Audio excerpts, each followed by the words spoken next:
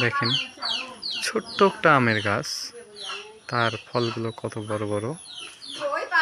আসলে দেখো খুবই সুন্দর একটি আম।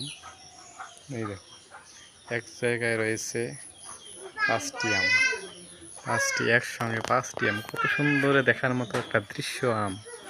দেখো আমের সাইজ এত বড় সাইজ, আসলেই খুবই সুন্দর। আসলেই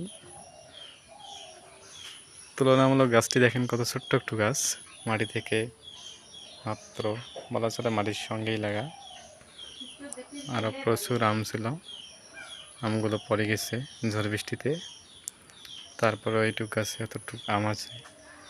দেখেন আসলেই বেশি দেখার মতো হচ্ছে, একসঙ্গে 5টি আম, বিশাল বড় বড় আমটি মনে হয় প্রায় 1 কেজি ওজনের একটা আম হবে।